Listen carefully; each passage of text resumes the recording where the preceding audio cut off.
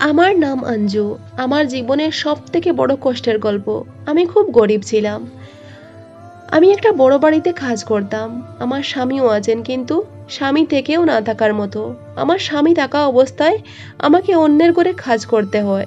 আমি যে ঘরে কাজ করতাম সেই ঘরের মালিক ও মালকিন আমায় খুব ভালোবাসতেন, কারণ আমি ওদের ঘরে 9 বছর থেকে কাজ করছি। আমার পরে অনেক কাজের মেয়ে এসেছে, আবার চলেও গেছে, কিন্তু আমার মতো এতদিন কেউ টিকে থাকতে পারেনি। আমার মালিক ও মালকিন আমাকে নিজের ফ্যামিলির মানুষের মতো ভালোবাসতেন, কারণ আমি যেহেতু ওদের সব কথা শুনতাম, কোনোদিন কোনো কথার অবাধ্য হইনি আমি।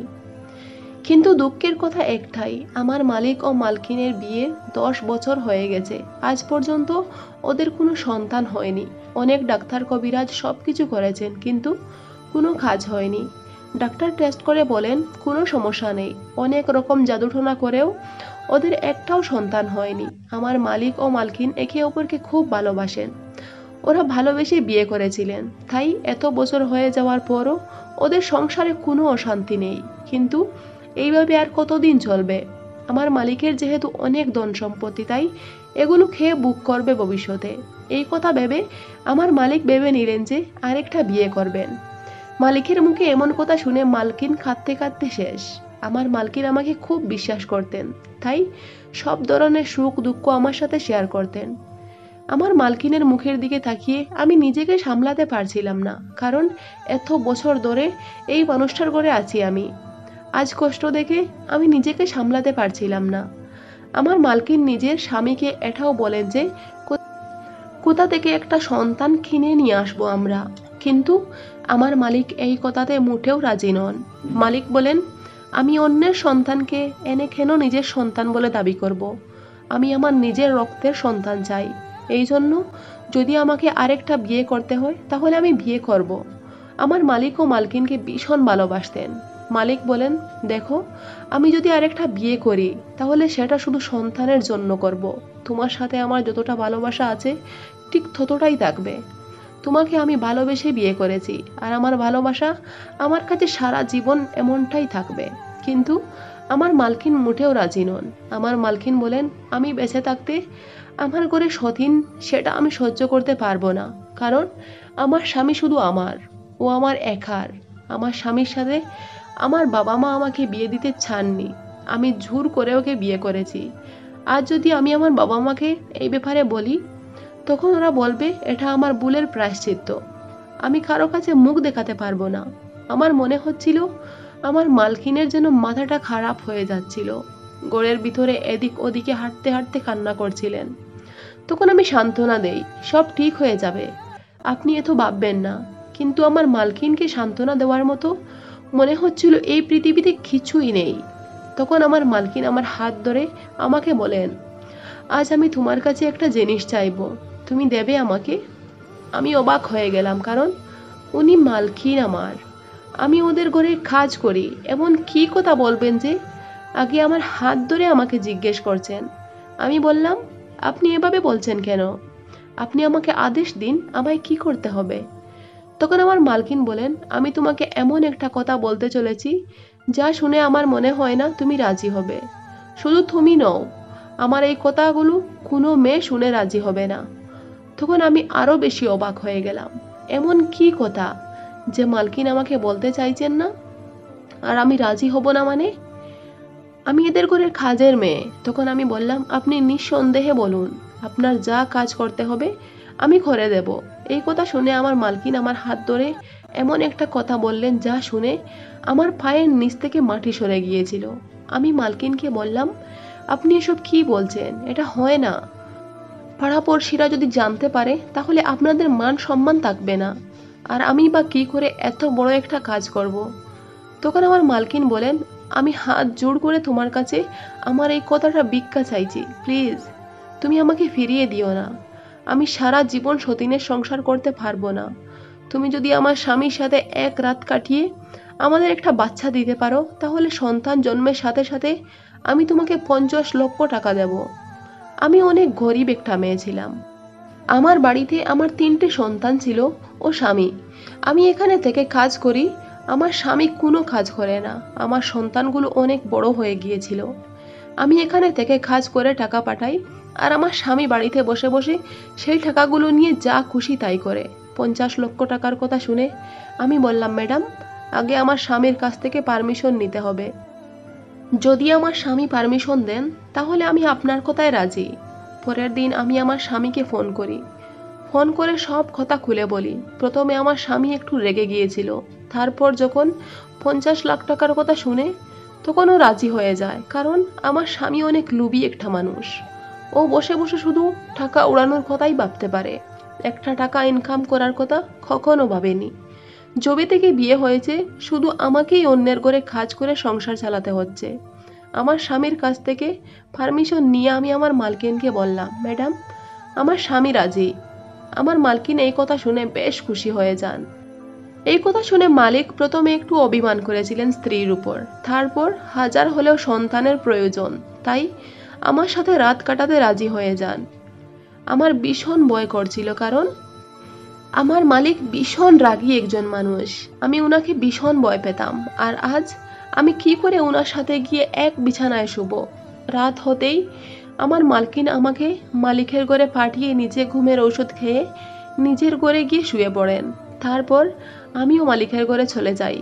1 ঘন্টার মধ্যে আমি মালিকের ঘর থেকে বেরিয়ে আসি, এসে নিজের ঘরে গিয়ে শুয়ে পড়ি। তখন আমি বুঝতে পারছিলাম যে ঘুমের ওষুধ খেয়েও আমার মালকিনের ঘুম আসছিল না। এটা খুব স্বাভাবিক, কারণ কোনো মেয়েই চায় না তার স্বামী অন্য একটি মেয়ের সাথে রাত কাটাক। 1 মাস পর আমার শরীর অসুস্থ হতে লাগলো। তখন আমার মালকিন আমাকে নিয়ে শহরের সব থেকে বড় ডাক্তারের কাছে যান। ডাক্তার আমাকে দেখে গুড নিউজ দেন, বলেন, তুমি মা হতে চলেছ। এই কথা শুনে মালকিন থেকে বেশি খুশি মালিক হয়েছিলেন, কারণ এই সন্তানটা যেহেতু ওনার রক্তেরই। আমাকে ওরা এখন সংসারের একটাও কাজ করতে দেননি। সব কাজ মালকিন নিজেই করেন, কিন্তু মাসে মাসে মাইনেটা আমার হাতে ঠিক তুলে দেন। সেই টাকাটা আমি আমার বাড়িতে পাঠিয়ে দিই, কারণ সেখানে আমার ছেলে মেয়ে আছে, ওরা তো বাঁচবে।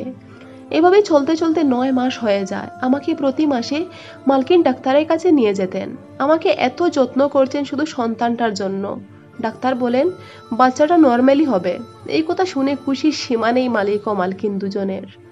ডাক্তার ডেলিভারির ডেটটা দিয়েছিলেন। ডাক্তারের ডেট অনুযায়ী আমার রাত 1টার সময় পেটে ব্যথা করতে শুরু করলো। তখন জানি না কেন আমার মনটা পাল্টে গেল। আমার মনে হচ্ছিল যদি ডেলিভারি হয়ে যায় তাহলে এই সন্তানটা তো আমার মালকিনের হাতে তুলে দিতে হবে। 10 মাস আমি গর্ভে ধরে সব ধরনের কষ্ট সহ্য করেছি। আজ আমি আমার সন্তান কি করে ওদের হাতে তুলে দেব? আমার মনটা কোনোভাবে সায় দিচ্ছিল না। আমি ভেবেই নিয়েছি যে আমি এই বাড়ি থেকে পালিয়ে যাব। মালিক ও মালকিন ওরা নিজের ঘরে শুয়ে আছে, সেই সুযোগে আমি আমার ঘরে আমার সব জামা কাপড় গুছিয়ে রাত 1টার দিকে ঘর থেকে বেরিয়ে পড়ি। এখান থেকে একটা বাস আমাদের গ্রামে যেত। সেই বাসটা ধরে আমি গ্রামে চলে যাই। গিয়ে পৌঁছতে পৌঁছতে সকাল 8টা বেজে যায়।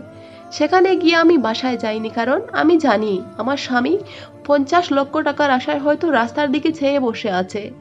আমার স্বামীর কাছে আমার 3টে সন্তান, ওদের জন্য আমার চিন্তা হচ্ছে না, কারণ ওরা ওদের বাবার কাছে আছে। নিজের সন্তানদের অন্তত বুকা মারবে না আমার স্বামী। গ্রামে গিয়ে আমি সোজা দাইমার বাড়িতে চলে যাই, যেখানে আমার আরো 3টে সন্তান জন্ম হয়েছিল। সেখানে গিয়ে দরজায় আওয়াজ দিতে লাগলাম। দাইমা দরজা খুলে আমাকে দেখে অবাক হয়ে বললেন, এসব কি অবস্থা তোমার? সন্তানটা তো অনেক বড়, তুমি এতদিন পর আবার বাচ্চা দিচ্ছ। অনেক চিন্তার বিষয়। ভালোয় ভালোয় যেন সন্তানটা জন্ম হয়ে যায়। তোমার স্বামী কোথায়? স্বামীকে কেন নিয়ে আসলে না? তখন আমি দাইমাকে বলি, আমার স্বামী বাড়িতে আছেন, আপনি আর বেশি কথা বলবেন না, আমার হাতে বেশি সময় নেই। আমার সন্তান জন্মের সময় হয়ে গেছে। আমার ভীষণ ব্যথা করছে। 1 ঘন্টার পরিশ্রমের পর আমার শেষমেশ একটা ছেলে সন্তান জন্ম হয়। আমি জন্মের আগ থেকেই ভাবছি ওর জন্ম হয়ে যাওয়ার পর আমি ওকে নিয়ে অন্য কোথাও চলে যাব, কারণ আমার স্বামী যদি আমাকে খুঁজে পেয়ে যায় তাহলে আমাকে আবার আমার মালিক ও মালকিনের কাছে নিয়ে যাবে। ওর কাছে যেহেতু টাকা অনেক দামি, তাই আমার ছেলেকে দিয়ে ও 50 লক্ষ টাকা হাসিল করেই ছাড়বে। আমি একবারের মতো ভাবছি না যে আমি আমার মালিক ও মালকিনের সাথে কত বড় অন্যায় করেছি। যাদের নুন খেয়েছি তাদের সাথে বিশ্বাসঘাতকতা করেছি। আমার সন্তানের জন্মের কিছু সময় পর আমি আমার সন্তানকে খুলে নিয়ে এই গ্রাম থেকে অনেক দূরে চলে যাই। সেখানে বেশি মানুষ বসবাস করতো না। সেখানে গিয়ে আমি খাপড় দিয়ে বাসা বানিয়ে আমার সন্তানকে নিয়ে থাকতে শুরু করি। তখন গরমের দিন ছিল, তাই ঠান্ডায় কষ্ট পেতে হয়নি। সেখানে গিয়েও আমি মানুষের ঘরে কাজ করতে লাগি। এভাবে দেখতে দেখতে আমার ছেলে অনেক বড় হয়ে গিয়েছিল। ওর 15 বছর হয়ে যায়।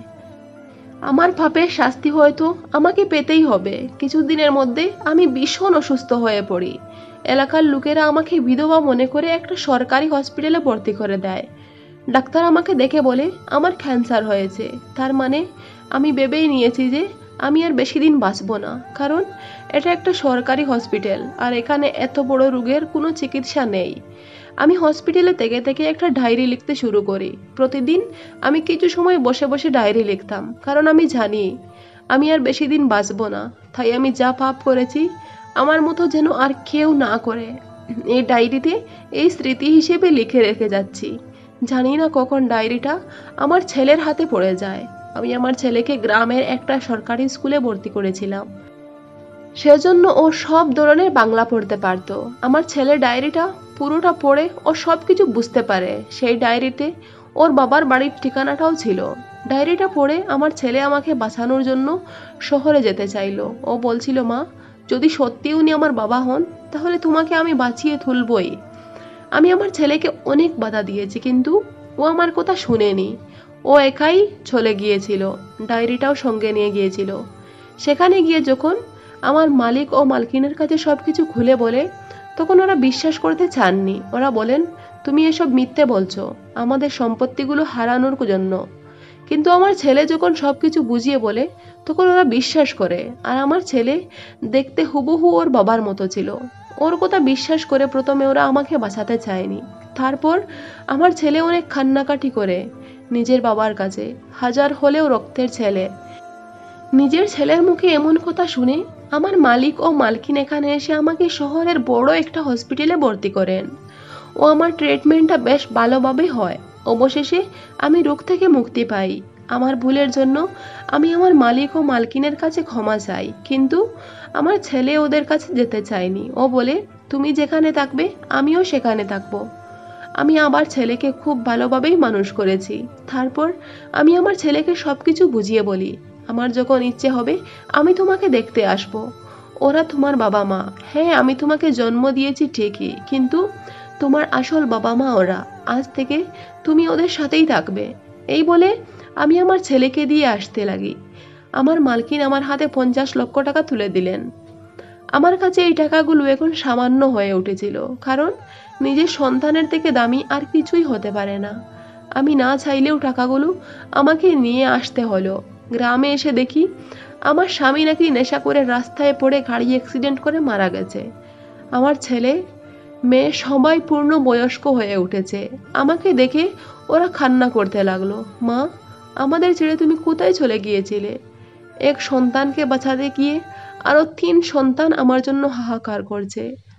এখন এখানে এসে আমি আমার সন্তানদের সাথে অনেক সুখেই আছি। আর আমার যখন ইচ্ছে হয় আমি আমার ছোট ছেলেকে দেখতে যাই। ও এখন ওদের সাথে বেশ সুখেই আছে। গল্পটা এখানেই শেষ করলাম। ভালো লাগলে চ্যানেলটা সাবস্ক্রাইব করে পাশে থেকো। ধন্যবাদ।